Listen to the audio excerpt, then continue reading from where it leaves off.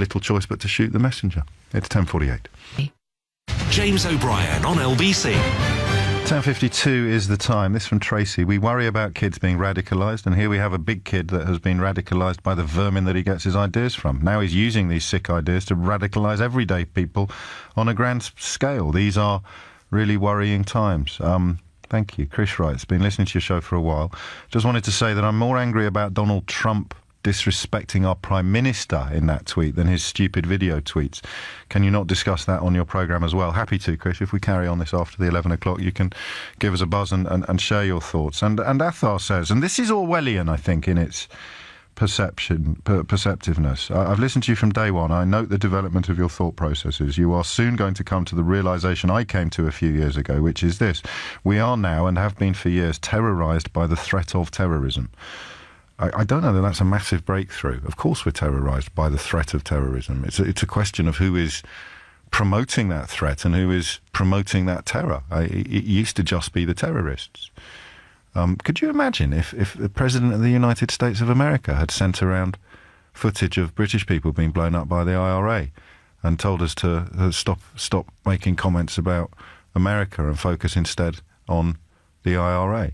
Could you imagine that? They actually took pleasure in sending around videos on social media of carnage undertaken on our shores. That's the equivalent, but of course that curious combination of blindness and blinkers means people can't see it. If you're still struggling, it's really easy. Here is a population of people. Okay, here are some acts of terrorism. Here is the current level of how terrorised we feel. Do you think we should be more or less terrorised? And if you answer more, you're on the same side as Donald Trump and Islamic State. If you answer less, I've got your back. Amber Rudd, of course, the Home Secretary, finds herself this morning in the curious position of having to answer a question in the House of Commons about an apparent attack upon our Prime Minister from our supposedly closest ally, Donald Trump. Here's what she had to say. British people overwhelmingly reject the prejudiced rhetoric of the far right, which is the antithesis of the values that this country represents: decency, tolerancy, respect. We will stand with them in doing so. This is why we launched our counter-extremism strategy in 2015 and why we launched the Hate Crime Action Plan just last year. So this House should be clear that this government will not tolerate any groups who spread hate by demonising those of other faiths or ethnicities and who deliberately raise community fears and tensions. And we have been clear. President Donald Trump was wrong to retweet videos posted by far-right group Britain First. When we look at the wider picture, the relationship between the UK and America, then I know how valuable the friendship is between our two nations.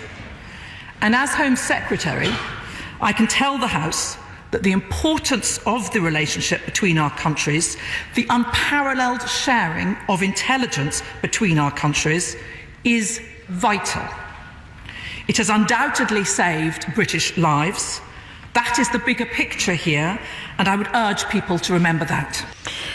Oh, he could certainly do with sharing some intelligence with Donald Trump. It doesn't seem to be his strongest suit, although I'm not sure inventing the word tolerancy necessarily puts us in the box seat on that. I found that fairly mealy-mouthed, because, of course, there'll be plenty of people in this country and in America who don't want to live in a tolerant society. They want to live in a society that, I suppose, white supremacism best described. So you've got Islamofascists who want to put everybody under their jackboot who's not exactly like them, and white supremacists who want to put everybody who's not exactly like them under their jackboot. And their real dream, the next chapter in their sort of wet dream, their international wet dream, the next chapter is for them to both grow in size and have a proper battle. And, of course, all the innocent people caught between these two sides, that's just collateral damage. At 10:57 is the time. Michael's in Chelmsford. Michael, what would you like to say? Hi, James. Hello. I sort of agree with you. I mean, no doubt Trump's just not quite all the ticket using, Twitter, which is a sort of a toy thing really for serious issues. But it sort of seems anyone that wants to raise any concern about what's going on you're branding them a bigot, a racist, this, that and the other. Who is me? Yeah, that's how it comes across. But when I described the people responsible for recent terror attacks, I think the words I used were scumbag, disgusting, beneath contempt. Anyone that wants to discuss what is going on. Let me ask you a question, please, right? Of course. I'm half Polish, half Assyrian. I was born in Ghana in Africa, lived in England till I was 4 years old, and my father's job took us to Kuwait at the age of 4. I can clearly remember from that age, no knowledge of religion, politics or anything. I did not like seeing women with their face covered up. It scared me. Same here. I don't know if it scares me. I hate it. What's the question? So, the question is, where are my rights? I've lived and worked out there, and I've followed their rules while I've been out there. But by they, you mean you're putting all Muslim people very, together? Very strict Muslim country. Stinks. Absolutely despicable. Medieval in the worst possible sense of the word. What's the question, Michael? Am I a bigot? You know, where am I meant For to what, stand? though? I don't feel comfortable with that. Nor do I. And I would rather, in this country, they weren't worn. I'd be uncomfortable making it a law, but I'd love people to arrive at that conclusion for themselves independently, because I don't think laws should tell us what we can and can't wear. But I'm closer to thinking that on that particular case, a law perhaps could work than I am on any other garment. So I don't understand why you're asking, are you a bigot for agreeing with me on all of these issues? I'm concerned, as I say. I think the underlying... Shall we say, we have had a lot more terrorism going on in the last few years. It has not compared to the 70s or the 80s.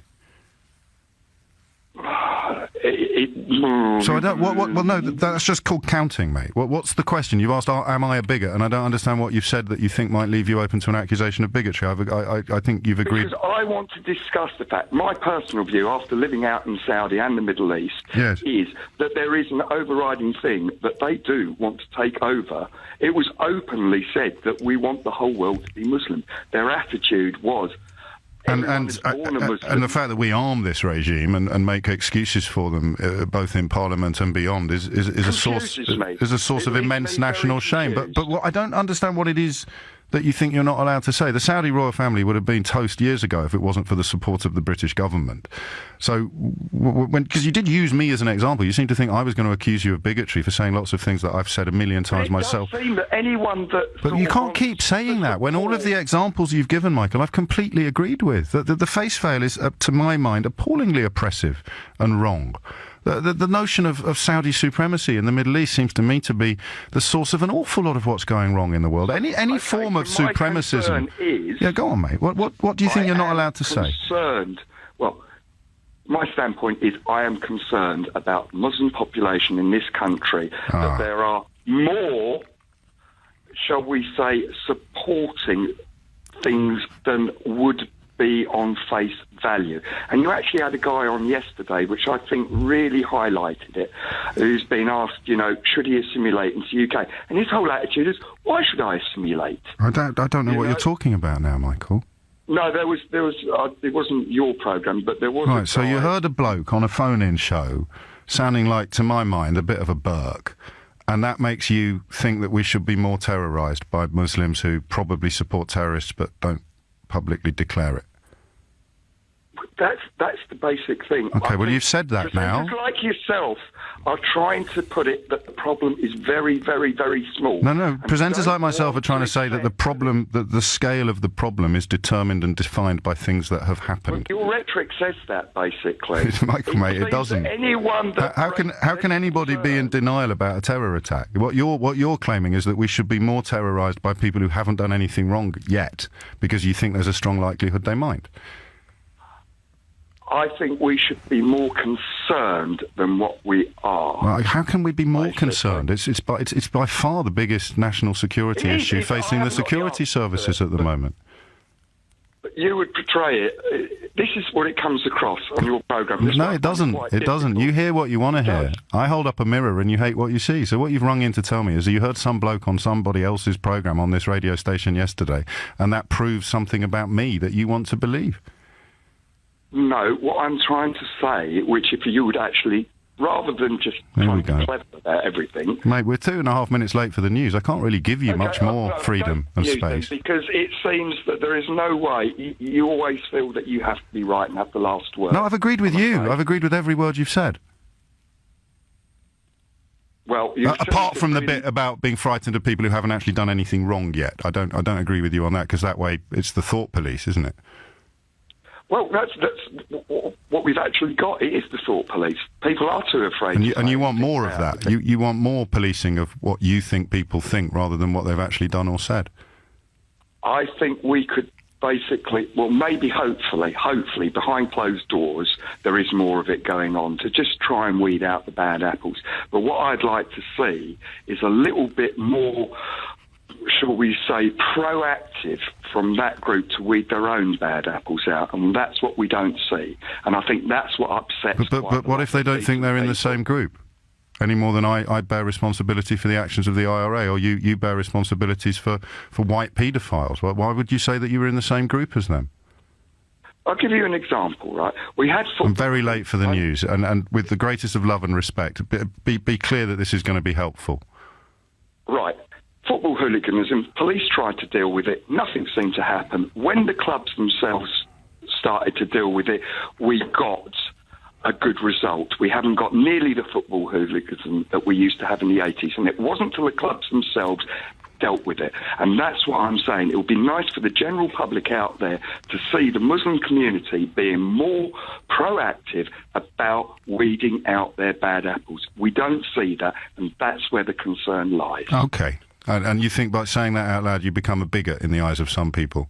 Well, it feels, that's how I feel. That, okay, well, I can't help how you feel. I can't help how you feel. You know how this programme works. We deal in facts and evidence. All of the facts and all of the evidence is that what you've just said does not leave you exposed to an accusation of bigotry. Your examples about the Saudi Arabian royal family, your examples about face veils, all of these things I can completely agree with. I would describe them as medievalist, backwards and wrong. But you're determined to hear some sort of, I don't know quite what the phrase would be. You're determined to hear support for the idea that we should be more terrorised, Michael. That's what you really want. You want us to be more terrorised. And the best way of doing that is by taking loads and loads of innocent Muslims and telling them that they're somehow responsible for terrorists. They're somehow responsible for atrocities and carnage. They're no more responsible for it than you are. But you're not comfortable with that side of the argument because you want people to be more terrorised. And so do the terrorists, mate. So, in terms of that simple question, do you want people to be more or less terrorised? Your answer is? Less terrorised. OK, well, that's your choice. You can choose right now to be less terrorised. And the best way to start would be not to claim that all Muslims are somehow complicit in acts of terror. And then immediately you'd be confining your anger and your fear to people who commit acts of terror and not people who sell you milk in the morning, do your accounts, or drive you home at night after a skinful. Because they're all Muslims and they've got no more to do with terrorism than you have. So you're on the same side as them. Do you see? No, it's a very difficult subject. It really isn't. It really isn't. You're making it difficult. And, of course, people like Donald Trump and Islamic State love the difficulty that you're having because it feeds the hatred that they're seeking to spread. You choose whether or not you're going to be a tool of that hatred, my friend. You choose. Make the right choice. It's 11:06. Britain's Conversation with James O'Brien.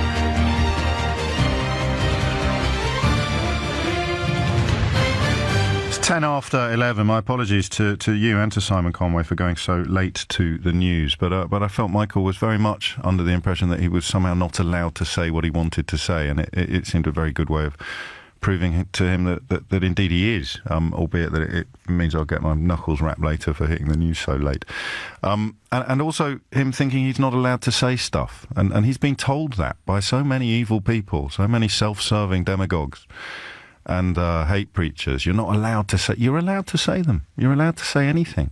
But then other people are allowed to ask questions. Other people are allowed to scrutinise what you've said. And, you know, if you do, as a few people picked up on, and I didn't, if you do issue a phrase like they want to take over the world, it does perhaps leave you open to an accusation of bigotry.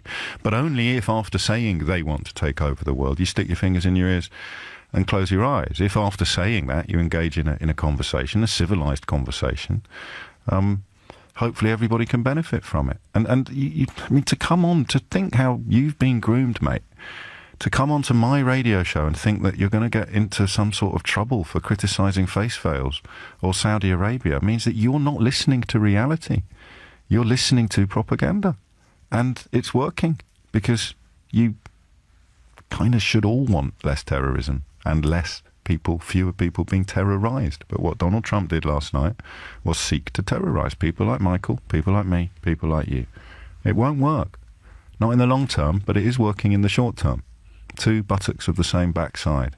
Islamists, Islamofascists, jihadists, call them what you want, white supremacists, far-right extremists, racists, call them what you want. They want the same thing. They want us all to turn on each other. And those little entry-level tactics, like saying, well, why can't all Muslims do more to root out bad apples? Why the hell should they? Why the hell should they? A great tweet coming in saying, I just want halal Haribo. How the hell can I be responsible for acts of international terror? That's the point, though, isn't it? You start saying to someone completely innocent, you have to do stuff. That's a baby step towards fascism. And I hope Michael realised that. 12 minutes after 11 is the time. We'll do something else after the next break. Before that, Dan's in Leicester. Dan, what would you like to say? Good morning, sir. I was listening to Michael previously, and I started to get the impression that the ground under him is that mushy by the time the messages get to him. Yes. That it's not really surprising that he doesn't know what to do. So I watched a speech given by Steve Bannon. Bear with me a sec. Yes, of course. Given to the Vatican a couple of years ago, in which he talked about a rise of the Judeo-Christian West and the church militant in a new holy war against an equally militant Islamic caliphate. Wow. For the soul of capitalism, right? Holy moly! So I'll take your word for this. I think I was watching The Big Bang Theory that night, Dan. So yeah, it sounded a bit like a Dan Brown novel, but if you simplify that message towards a tweet by Donald Trump or somebody saying Christian values, or they all want to change our way, they're attacking our way of life, or they want to take over the world. It's the same message, but it's just been through so many different filters and levels of simplification and blunting that by the time it gets to Michael, it's just they want to take over the world. I don't know about. I mean, I think I don't want to overuse Michael as an example because, in fact, I'll read out some nice comments about him so that he doesn't feel sort of that he's been retrospectively criticised. Well done for allowing your last caller to air his own concerns after you gave him the choice to choose whether or not he wants to be terrorised. He didn't sound bigoted to me. I can understand his concerns. So again, well done for allowing him to speak his mind. That's from Az. And absolutely incredible exchange between you and that caller. We can be deeply comfortable with the oppressive undertones of the face veil and Britain for supplying Saudi Arabia with weapons, but we cannot blame the average Muslim for the atrocities of ISIS. It is quite simple like that. But I think there is a strand of Islamist supremacism that does want to take over the world. The danger, and forgive me if this is what you were saying and I've misunderstood, is conflating that with everybody who fits under the Muslim banner, presuming that everybody who is Irish must be in support of the IRA, presuming that everybody who is a Christian must have been in support of burning Christians, or everyone who's a Catholic wanted to burn Protestants. That's the point, isn't it? It's just about having a bit of wisdom, a bit of distance. Yeah, exactly. And we can do it in this country because statistically we're not that religious a country anymore. We couldn't claim to be a Christian country. Now you expose the soft, downy underbelly to my liberal values, because I think in its purest form, Christian doctrine deals with almost all of this. We are a traditionally Christian country, yes. But except we're not anymore. America, by contrast, 75% of Americans believe angels are real. Now, you put a retweet into that population, it has a very different effect.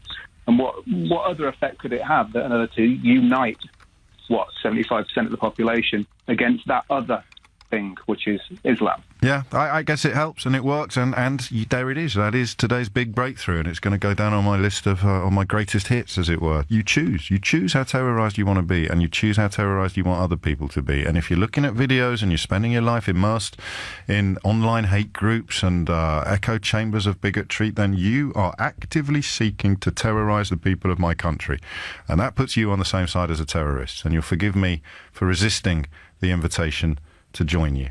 Dan, thank you. And shall we go to the break now, because I killed the last one so badly. All right then, 11:15. This is LBC. You are the pine cone placer, the tinsel draper, the light untangler. For you are the designated decorator. And for you, Lidl has wreaths and mini Christmas trees from only $5.99. Every little thing for Christmas. Subject to availability. Excludes NI. How's the chemotherapy going to make me feel? Is your mum going to get better? Can I go on that cancer drug trial I read about? When do I know if my cancer's gone for good? If you or your loved ones have questions about cancer, Cancer Research UK can help you find the answers. With years of research behind us, we can give you the expert guidance and information you need. Just go online and search Cancer Research UK today. As a business owner, you can't waste money on anything, particularly hiring. That's why we built Indeed.com differently. No upfront fees, no long-term contracts, so you can start, pause and stop at any time. Post your next job on Indeed, the UK's #1 job site. For a limited time, we're giving new users a £50 credit to post a sponsored job. Claim your £50 credit at Indeed.com/redeem. That's Indeed.com/redeem. Terms, conditions and quality standards apply. The UK's #1 job site according to ComScore. At Homebase, we're all about great Christmas value, like this 6-foot Nordman fir real cut tree for only £12, delivered straight to your door for just £5. Homebase. Terms and conditions apply. Moving office is one of the most critical business decisions you will ever make. When designed, planned and managed well, it could reduce real estate costs, improve efficiency and increase profitability. Speak to Maris Interiors, who've been designing, fitting out and transforming workplaces for over 3 decades.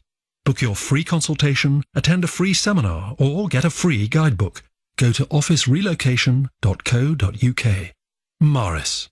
Workplace Design Experts. Can you think of a reason why you shouldn't apply for an Ocean credit card? There's a credit limit of up to £1,500. They send you texts so you keep control of your spending, and you can see if you'll be accepted before you apply at checkocean.co.uk. Plus, checking won't affect your credit rating. But before you go and check, there's just one reason why you shouldn't. Because you've already got an Ocean credit card, right? Otherwise, get checking. Go to checkocean.co.uk. Intelligent Lending Limited is a credit broker. Capital One is the exclusive lender. Bold black alloy wheels. Sleek gloss black grille. Mean black side power vents. The Jaguar Black Edition XE, XF and F-Pace are here. With 50% off selected features saving you up to £2,740, it's time to show your dark side.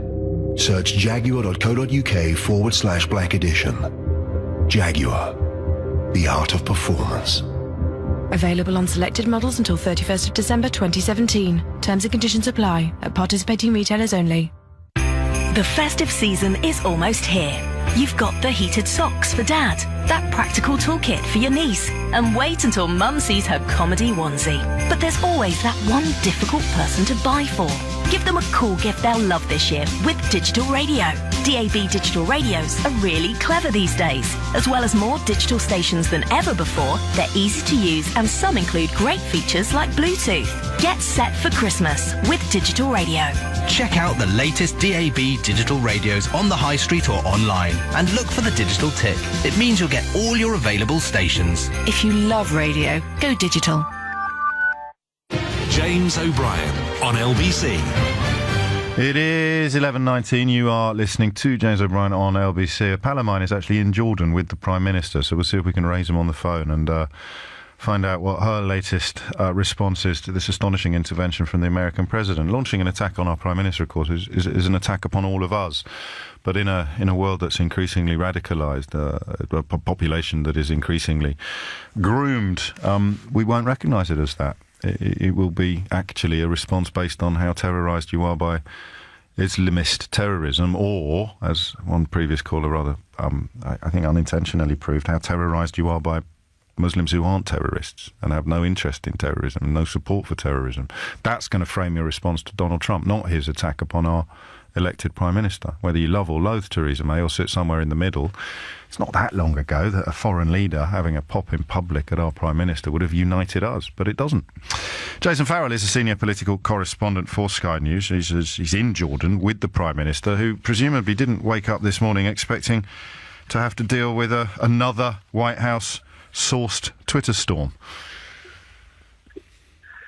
No, she didn't. Well, obviously she had responded to the original tweet. I think she'd hoped that would be the end of it. But this morning, it's quite ironic, really, the framing of what Donald Trump has said, because, of course, he says, well, why didn't you focus on terrorism rather than focus on me? And, of course, ironically, what's going to happen is that now she was here to focus on terrorism, and she's now going to have to focus on him, because that's going to be what all the questions are about. So she's come here to talk about the fact she wants to invest in dealing with the root causes of terrorism in places like Jordan. We all know Jordan's taking the brunt of the refugee crisis from Syria and Iraq. There's over 500,000 Syrian refugees here, actually over 1 million Syrians, but at least half of them are registered as refugees. And we have in the past been investing in that kind of thing, dealing with the refugee camps. Now she's sort of saying, let's deal with the root causes, invest in education, that kind of thing, put more British money in. £100 million she's pledging today. That's what she wanted to be talking about today. So the very thing that Donald Trump suggested she should be talking about is now overshadowed by this row with Donald Trump and what he has tweeted, and obviously tweeting this Britain First radical extremist stuff himself.